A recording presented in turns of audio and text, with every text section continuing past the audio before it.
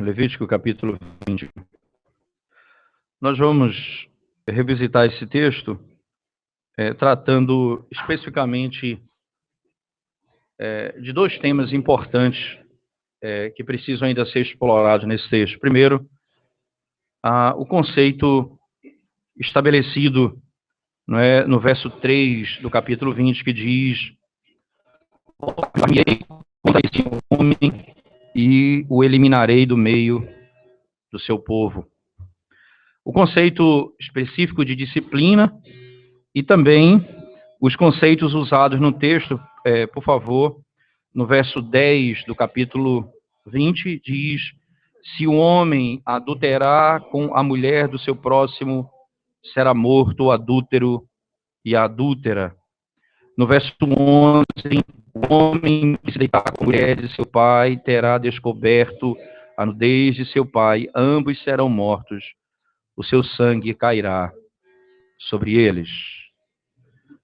Conceito em que a disciplina é tratada no texto e a linguagem que é utilizada de morte, nós vamos tentar analisar à luz do Antigo Testamento e Novo Testamento o significado desse conceito aqui estabelecido no texto.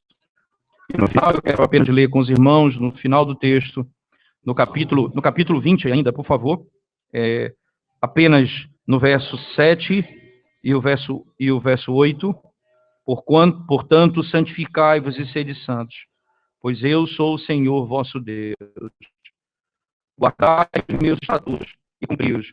Eu sou o Senhor que vos santifico. E no final do capítulo 20, por favor, especificamente no verso 25 em diante, ele diz: fareis, pois, distinção entre os animais limpos e os imundos, e entre as aves imundas e as limpas. Não vos façais abomináveis por causa dos animais, ou das aves, ou de tudo o que se arrasta sobre a terra, as quais coisas apartei de vós, para tê-las por imundas.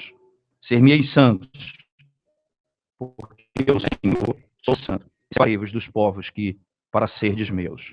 O homem ou mulher que sejam necromantes ou sejam feiticeiros, serão mortos, serão apedrejados, seu sangue cairá sobre eles. Vamos à presença de Deus em oração mais uma vez, irmãos. Ó Deus, quando abrimos mais uma vez a Tua palavra para ouvir a Tua santa voz, clamamos ao Senhor, fala conosco poderosamente, quando nos ajuntamos da Tua presença para ouvir a Sua santa e poderosa voz. Desvenda os nossos olhos, ó Deus, o nosso coração de pedra e muda a nossa sorte, porque a Tua palavra, ela é como um martelo que esmiuça a rocha. Em nome de Jesus nós oramos. Amém, Senhor Deus.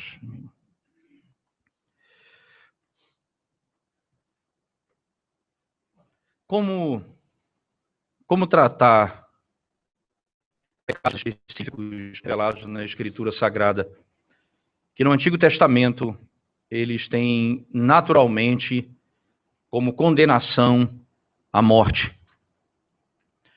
É intrigante notar em textos como esse, como Levítico, não é? Você prestar bem atenção no capítulo 18 de Levítico, tem acerca dos casamentos ilícitos, não é? Mas ainda não tem qual é a penalidade para quebra desses mandamentos. No capítulo 20, então, você tem um código de lei que diz como esses pecados devem ser tratados. E esses pecados, eles são julgados. E a condenação é a morte daquele que o comete. A morte, ela é exatamente descrita no texto sagrado como Deus virando o rosto da pessoa. É interessante que no verso 3, a nossa tradução em português ela diz: voltar-me-ei contra esse homem. Não é? Mas a palavra e a expressão em hebraico literalmente significa: eu vou virar o meu rosto contra ele, ou dele, dar as costas para ele. Essa expressão bíblica, virar o rosto para alguém, ou virar a face para alguém, é exatamente a expressão da ira de Deus ou da plena misericórdia de Deus. Se Deus der virar o rosto da pessoa, é condenação. E se ele vira o rosto para a pessoa, é salvação, é redenção, é transformação de vida. O rosto da pessoa ou para a pessoa. O rosto contra a pessoa, como é também usado no texto, é sinal de condenação. Essa linguagem ela é própria do livro de Levítico. Veja, por favor, no capítulo 9 do livro de Levítico. Volte comigo mais uma vez. Levítico capítulo 9.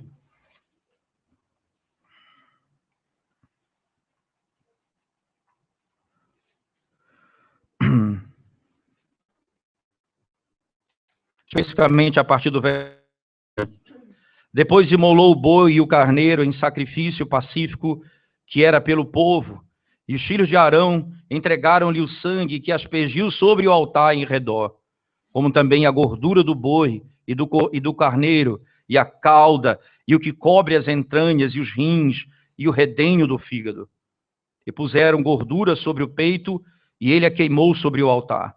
Mas o peito e a coxa direita Arão moveu por oferta movida perante o Senhor, como Moisés tinha ordenado.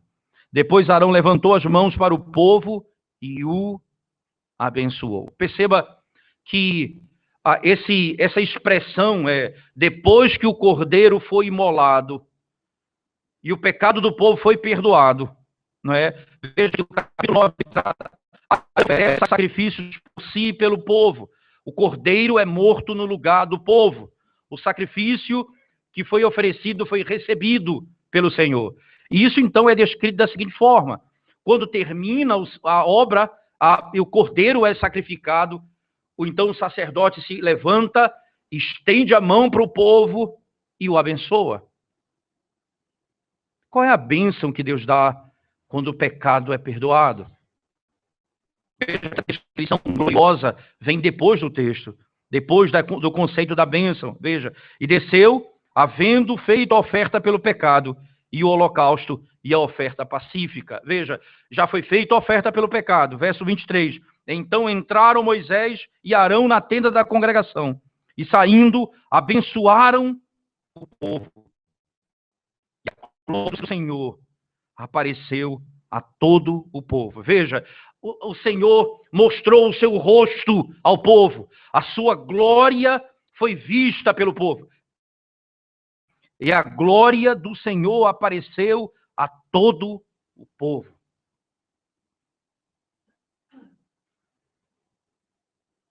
Que bênção é essa que o Senhor proclama sobre o seu povo, quando o pecado do seu povo é perdoado? Se você abrir sua Bíblia comigo, por favor, no livro de Números, no capítulo 6, leia comigo exatamente o que é utilizado no texto para descrever a bênção sacerdotal.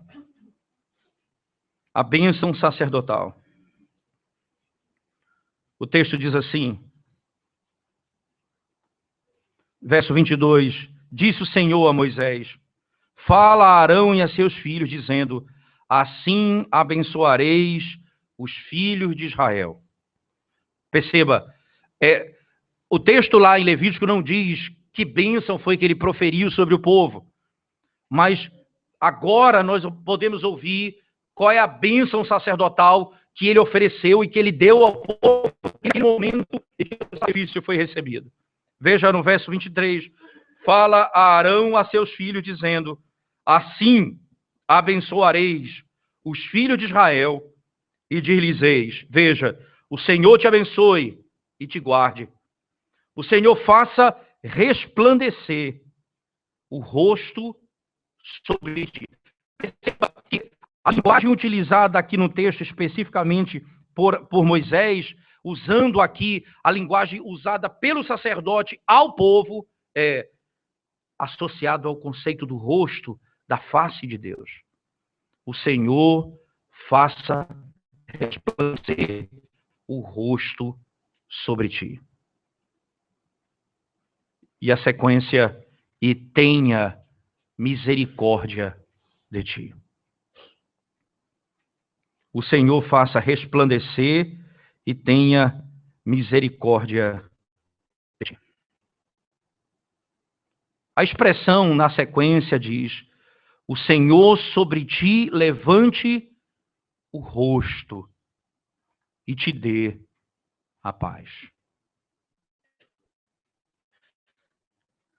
A expressão lá em Levítico 19, 20, por favor, volte comigo no texto, exatamente oposta a esse conceito de perdão dado pelo Senhor.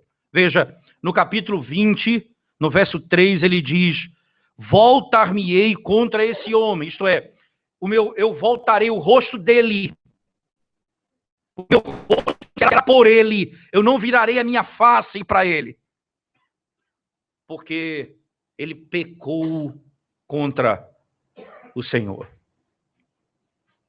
A condenação, não é, a explícita no texto sagrado se dá quando a Escritura descreve com muita sabedoria a misericórdia de Deus se revela ao homem quando Deus vira o seu rosto para o homem.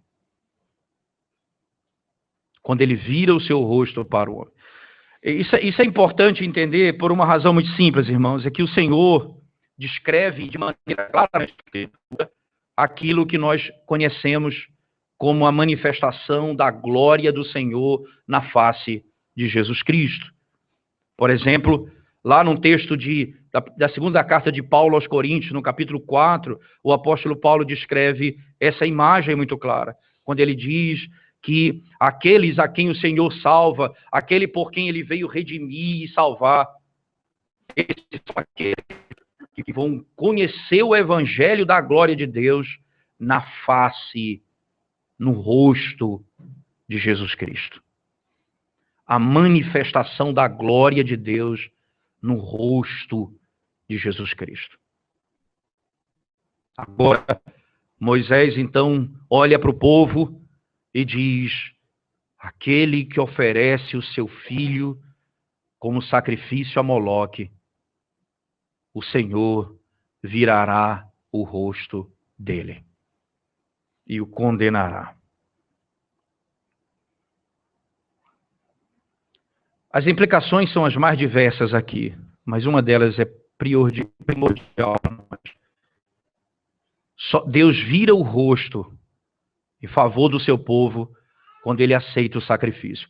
Se você voltar à história da redenção lá para o dilúvio, quando Noé está com os seus filhos e os animais, a primeira ação de Noé ali no monte foi oferecer um sacrifício ao Senhor. E diz o texto sagrado que quando o aroma subiu e o Senhor cheirou o aroma daquele sacrifício, ele olha para o homem, olha para a terra, olha para a sua criação e diz: eu já não mais destruirei o homem com água de dilúvio. Veja, o Senhor se reconciliou com o homem.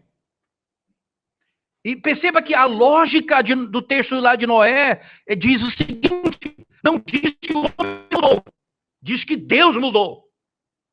Porque ele fala, porque o homem é mau em todos os seus desígnios, desde a sua mocidade ele é mau. A mesma razão que levou o Senhor a destruir o homem permaneceu. O homem continua sendo mau, mas agora ele olha para o homem, se reconcilia. Ele vira o rosto para os seus. E agora ele proclama a salvação. Aqui na Escritura, nós temos então a primeira grande aplicação para a vida daqueles que ainda não conhecem o Senhor. Deixa eu lhe dizer isso nessa manhã de modo tão direto. Só tem uma maneira do Senhor virar o rosto para você. Não é porque você conseguiu por sua própria força deixar de fazer o que é mal, mas porque ele aceitou o sacrifício do seu filho. Essa é a única razão pela qual o Senhor virará o rosto para você. Porque o sacrifício do seu filho foi aceito. Oferecer então o filho a Moloque, isto é, para apaziguar a ira dos deuses, entregar o meu filho à morte. E ele então está nos ensinando que a única maneira de aplacar a sua ira contra o pecado do homem é por meio do sacrifício do seu filho, não por meio do seu sacrifício. E aí preciso lhe dizer isso. Você pode fazer o jejum do mundo todo até ficar um esqueleto nessa terra. Você não terá o favor de Deus. Você pode ajudar os pobres do mundo inteiro. Você não terá o favor de Deus. Você precisa conhecer a única maneira pela qual Deus virará o rosto para você e te dará paz. A glória do sacrifício de Jesus Cristo. É a única possibilidade de você encontrar a paz. Os nossos pecados sem Cristo nos farão sacrifícios por nós mesmos. Deixa eu explicar isso a você. Por que eles morrem aqui? Uma das razões. Esse é um princípio claro. Nós nos tornamos sacrifício pelo nosso próprio pecado. Se não há quem morra pelo seu pecado, você morrerá pelo seu próprio pecado. E então será condenado. Primeira grande verdade que precisa ser manifestada é: lembrem-se, irmãos, nós somos recebidos na presença de Deus não porque fundamentalmente nós somos retos ou porque fazemos aquilo que é bom. Nós somos recebidos na presença de Deus por causa de Jesus Cristo. O sacrifício do Cordeiro é a única maneira que o sacerdote sai da tenda da congregação, estende sua mão e abençoa o povo, dizendo: o Senhor te abençoe e o Senhor te guarde. O Senhor faça resplandecer o rosto sobre ti e tenha misericórdia de ti. O Senhor sobre ti levante o rosto e te dê a paz. Somente se Cristo tiver morrido pelos nossos pecados. Esse é um aspecto fundamental de saída, daí o que inicia toda a história de Levítico no capítulo 20 é essa informação. Mas também nós somos informados que até mesmo a nossa santificação, ela repousa explicitamente na obra do próprio Deus. Veja, por favor, no próprio capítulo 20, no verso 7 e 8, ele diz: portanto, santificai-vos e sede santos, pois eu sou o Senhor vosso Deus. Guardai os meus mandamentos, cumpri-os. Eu sou o Senhor que vos santifico. Eu sou o Senhor que vos santifico. Nós não vamos viver em obediência ao Senhor se Cristo não tiver morrido pelos nossos pecados e a obra dele produzirá em nós a mudança na nossa própria vontade. Ele muda a nossa própria vontade e nos faz desejar e amar aquilo que é reto e santo. mas como Deus faz com os seus. Nessa caminhada e na nossa fraqueza, Ele trata com os nossos pecados.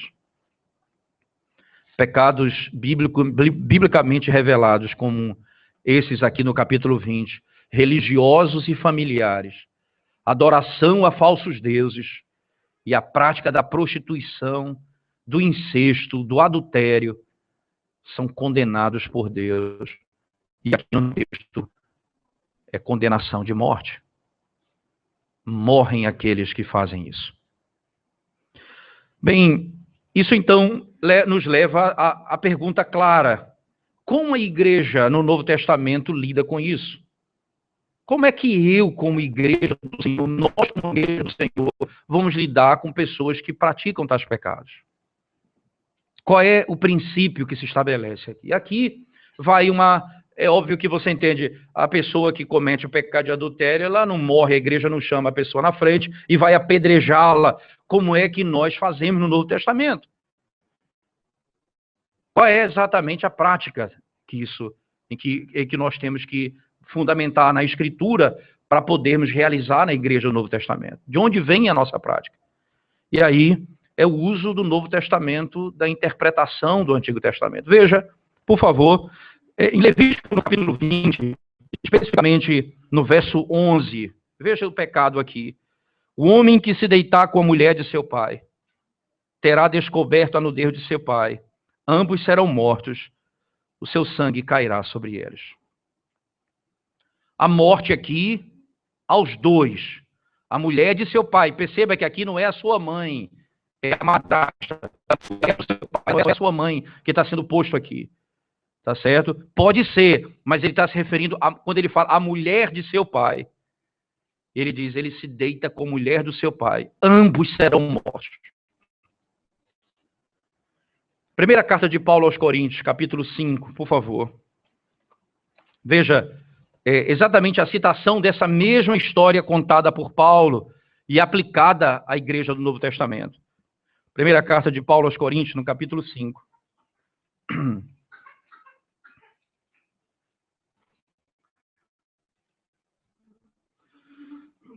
Verso 1 em diante. Veja o que diz a Escritura Sagrada, por favor.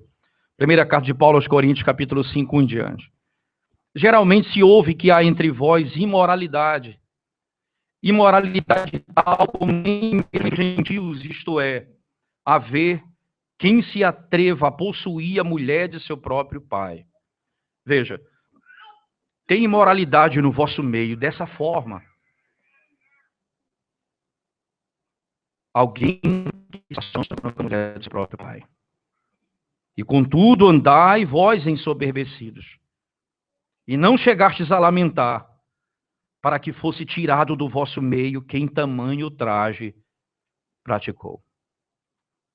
Eu, na verdade, ainda que ausente em pessoa, mas presente em espírito, já sentenciei, como se tivesse presente, que o autor de tal infâmia seja, em nome do Senhor Jesus, reunidos vós e o meu espírito, com o poder de Jesus nosso Senhor, entregue a Satanás para a destruição da carne, a fim de que o espírito seja salvo no dia do Senhor Jesus.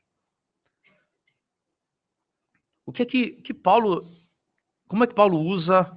Veja, ele está dizendo, aquela lei lá de Levítico no capítulo 20 é um dos aspectos da quebra do sétimo mandamento. Não, se você olhar comigo para Levítico 20, você vai ver que o verso 10 encabeça tudo aquilo que vai começar a falar sobre pecado sexual. O verso 10 diz, se um homem adulterar com a mulher do seu próximo, será morto. Então, aqui é todo tipo de pecado associado ao adultério. Aí ele diz, será morto. O apóstolo Paulo diz, a igreja precisa discipliná-lo. A igreja precisa discipliná-lo. Perceba que a disciplina eclesiástica, então, no Novo Testamento, ela é a marca daqueles que vão dizer aos membros da igreja, você foi cortado da igreja do Senhor. Ou você está impossibilitado de se assentar à mesa do Senhor. Você foi tirado da comunhão dos santos. Entregue a Satanás.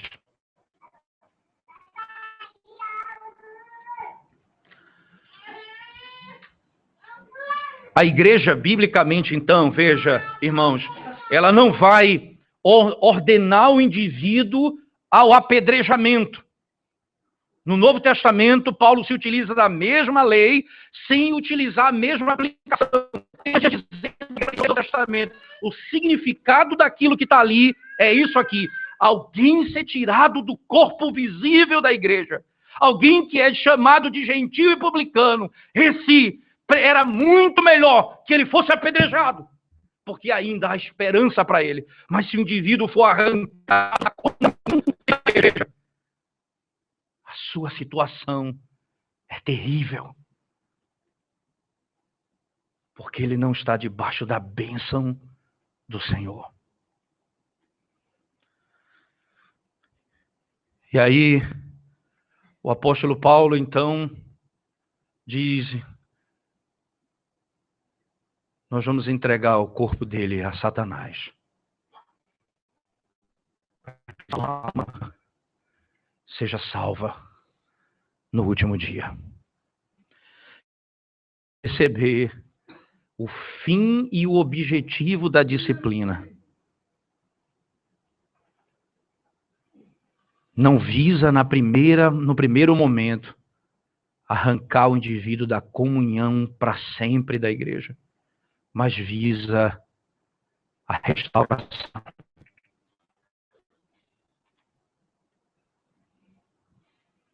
A morte é provada aí.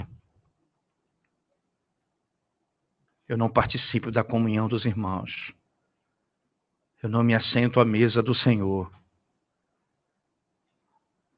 E os que são do Senhor começam a desejar o retorno à comunhão dos santos. O arrependimento vem ao seu coração. A confissão do seu pecado, o reconhecimento da sua culpa, a necessidade de ajuda e de socorro por parte da igreja, fará com que esse indivíduo, sendo ele eleito de Deus, retome a comunhão dos santos. Ora, se você voltar comigo, por favor, lá no texto de Levítico, vem comigo para Levítico ainda mais uma vez, né? E você vai ver que há toda uma instrução acerca dos vários tipos de pecado associado ao sétimo mandamento, não é? Então, é um homem que se deita com a mulher, com a mulher do seu próximo, com a mulher do seu pai, não é? Um homem que se deita com a nora, verso 12, o verso 13.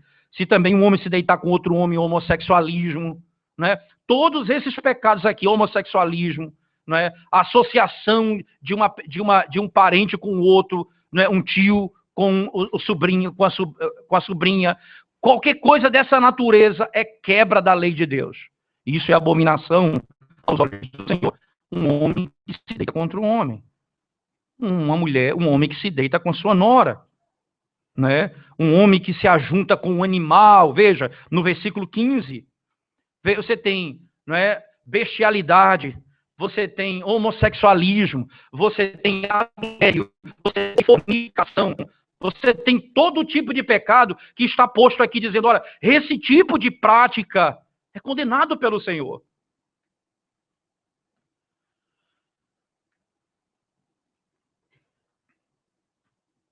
Quem pode deter isso aqui? E é importante apenas dizer aos irmãos que eu não estou dizendo que o Estado, que esteja debaixo dos princípios da lei de Deus, não possa exercer as penalidades e os conceitos de morte associados ao seu papel. Aqui, o que Levítico está fazendo, está dizendo que Paulo está está associado diretamente à igreja do Senhor. Como isso é aplicado à igreja do Senhor? Se a lei, se o Estado vai usar isso dessa forma, é uma outra questão. Mas a minha questão é, a igreja do Senhor usa essa lei dessa forma. Porque Paulo, é assim que ele aplicou a lei. Mas aí ele vai adiante, por favor, né? No verso, isso vai até o verso 20, 21.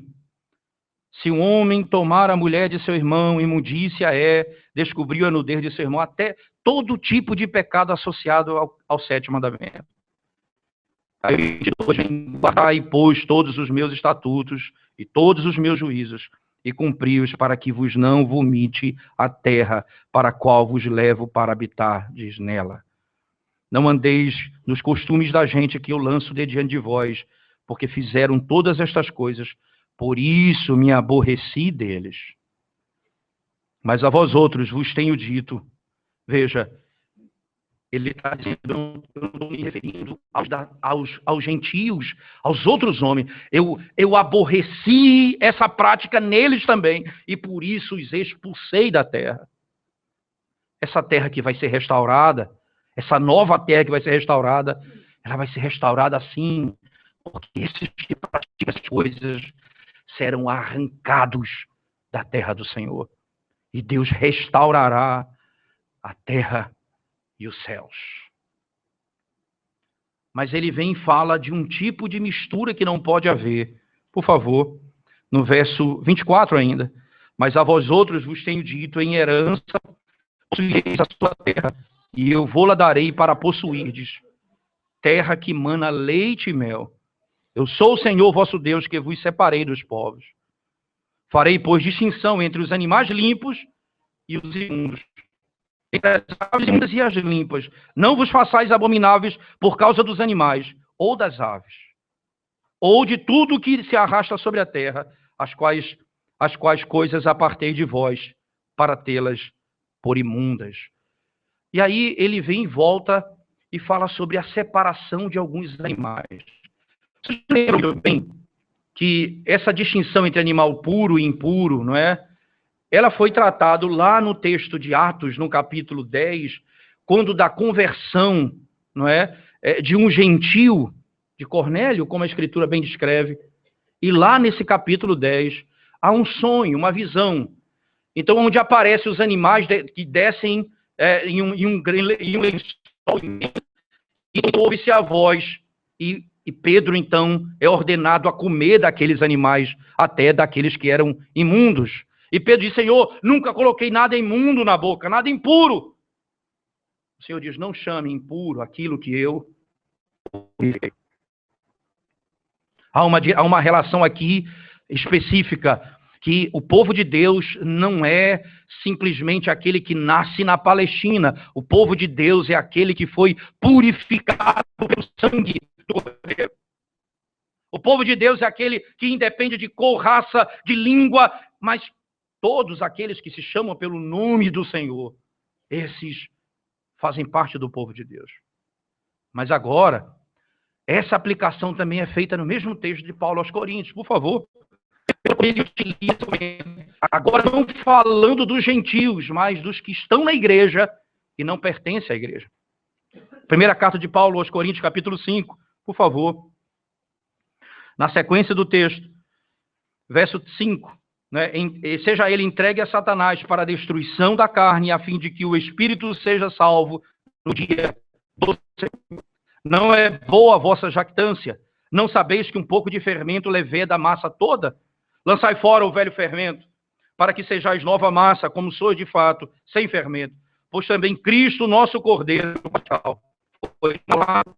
Por isso, celebramos a festa não com velho fermento, nem com o fermento da maldade e da malícia, e sim com os asmos da sinceridade e da verdade. Já em carta vos escrevi, que não vos associeis com os impuros. Veja, aqui, a mesma estrutura Paulo utiliza aqui em Corinto. Agora ele vai falar da separação. Eu já falei isso a vocês em carta. Não vos associeis com os impuros. Aí ele diz, refiro-me com isto, não propriamente aos impuros deste mundo. Ele está falando aos que estão fora da igreja. Por quê? Aos impuros deste mundo ou aos avarentos, ou roubadores, ou idólatras, pois neste caso terias de sair do mundo. Entenda que a relação aqui posta não é casamento, negócio, não. Não é o princípio, eu vou agora, os ímpios, os não. Ele está dizendo, eu não devo me associar, mas ele diz, não me refiro aos do mundo, porque senão nós não vamos nem andar na rua, nós não vamos comprar, nós não vamos vender, nós não vamos fazer negócio, porque o mundo está feito dessas coisas. Mas a questão é, então, veja a sequência do texto. Verso 11, mas agora vos escrevo, que não vos associeis com alguém que, dizendo-se irmão, veja, e a comunidade judaica estava, aqueles pertenciam a Israel, e um se deitava com a mulher do seu pai, e um se deitava com a mulher do seu pai, um se deitava com a sua nora, ou se deitava com outro homem, ou se deitava com animais.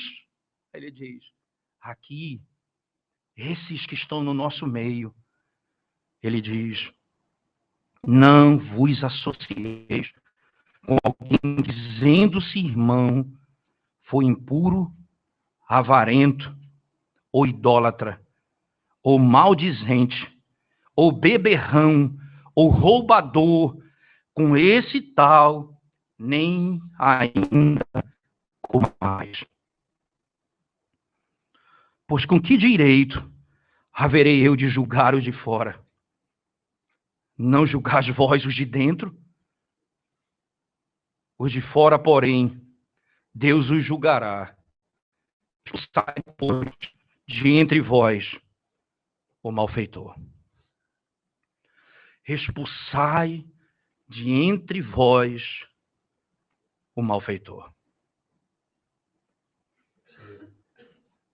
A lógica de Paulo está da estrutura de Levítico no capítulo 20. Não se permitam, não contamine a igreja.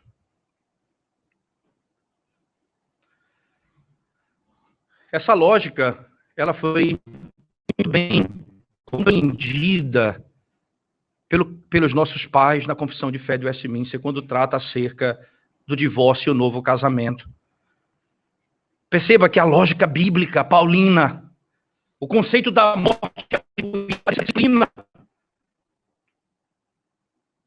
Daí, os nossos pais entenderam exatamente assim, que uma razão pela qual um divórcio pode ser dado e a parte nossa é livre para casar quando aquele que for culpado for adúltero. E a igreja, então, não é o indivíduo que considera, é a igreja que considera o indivíduo como adúltero, isto é, ele cometeu esse pecado, ele não se arrepende desse pecado, essa é a conduta dele, essa é a vida dele. Aí a igreja, então, declara ele como gentio e publicano. A partir desse momento, a pessoa é livre. E aí a confissão diz, ele é considerado como morto, como princípio do Antigo Testamento. Ele é considerado como morto. Agora, dizer que não há salvação para ele, porque, veja, Paulo aplica o princípio na igreja. E esse indivíduo que foi expulso da igreja foi feito para a salvação dele. E ele foi restaurado à comunhão dos santos. A disciplina é para a restauração e para mostrar a pureza da igreja, a honra e a glória de Cristo e servir de exemplo para aqueles que estão ao nosso lado. Imagine vocês, quando um membro da igreja estabelece um relacionamento, por exemplo, misto, sabendo que é pecado contra o Senhor. E aí ele sabe que isso é pecado, e não trata, e não fala, e não orienta, e não ajuda, e não socorre. E ou chega mesmo à própria ideia da disciplina. Se a pessoa não é tratado. Qual o exemplo que servirá para os outros jovens da igreja? Sim, nós podemos namorar com pessoas, ter relacionamento com pessoas que não são e não pertencem ao Senhor. Esse é o exemplo para a igreja. E a disciplina serve para a glória do Senhor, para o bem do faltoso, para a pureza da igreja e para que o mundo veja que a igreja de Cristo não se associa com a iniquidade. Mas, ao mesmo tempo, ela faz isso para a restauração dos seus. Na segunda carta de Paulo aos Coríntios, por favor, no capítulo 2. Veja o bem que a disciplina faz a um crente. Veja o bem que a disciplina faz a um crente.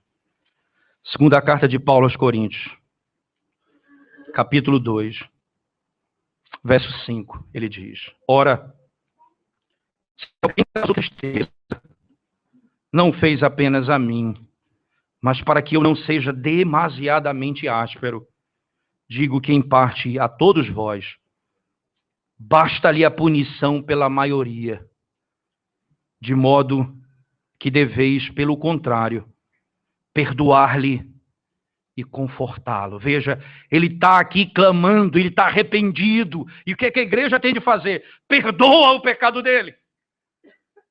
Conforta o coração dele.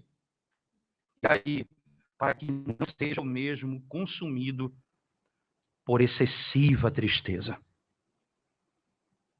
Pelo que vos rogo, que confirmeis para com ele o vosso amor. Receba o faltoso arrependido. Restaure a comunhão dos santos. E aí ouviremos o que significa as palavras do filho pródigo. Quando o pai vê e o filho é recebido por ele, ele diz: teu irmão, que estava perdido, foi achado, que estava morto e reviveu. O teu irmão, que estava morto e reviveu. A dureza da disciplina, ela vai ser recompensada pela gloriosa restauração do pecador. O que estava morto voltou a viver. O filho foi achado. Recebe-o.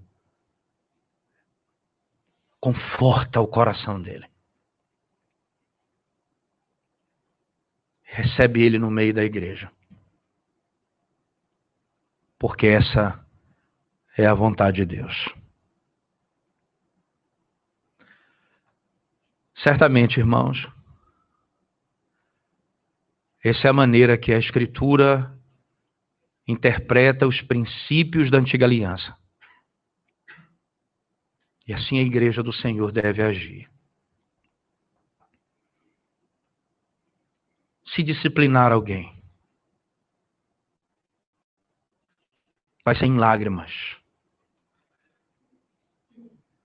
Se restaurar alguém, vai ser ainda em muito mais alegria, em muito maior alegria, com muito mais lágrimas. Porque a disciplina é para salvação. Arrependa-se do seu pecado. Não tenha medo simplesmente da ira de Deus. Tenha medo do pecado que você cometeu contra Ele. arrependa-se e volte-se ao Senhor, porque Ele é rico em misericórdia.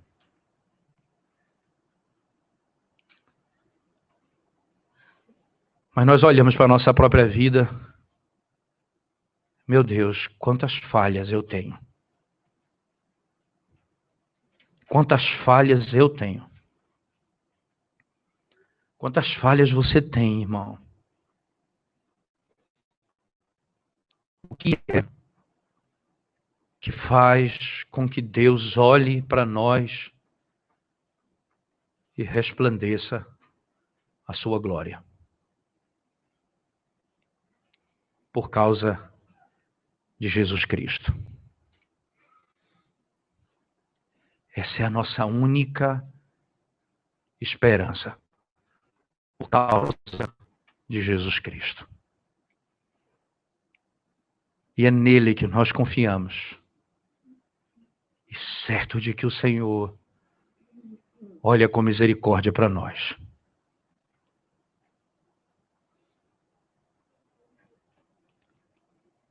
Mas ele morreu pelo pecado. Deus tratou o pecado na cruz do Calvário. Nós não podemos tratar o pecado com brincadeira,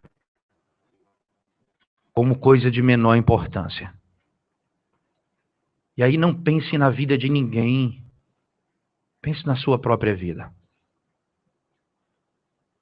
O que é que precisa ser mudado na sua vida?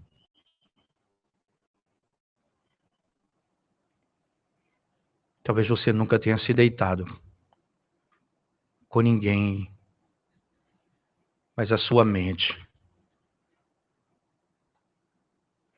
é como um prostíbulo.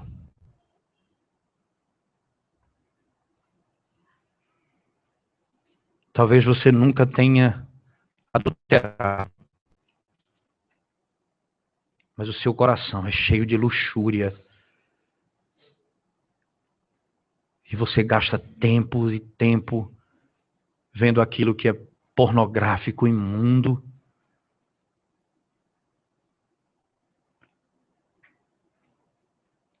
Arrependa-se do seu pecado, irmão. Porque o Deus que é santo tirou do meio dos povos para vivermos em santidade, não apenas na aparência, mas no coração e no pensamento.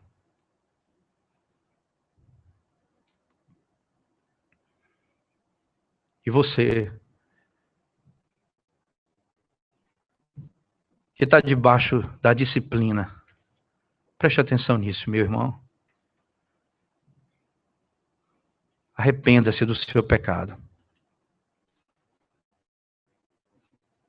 Não existe lugar pior para você se encontrar do que fora da igreja do Senhor.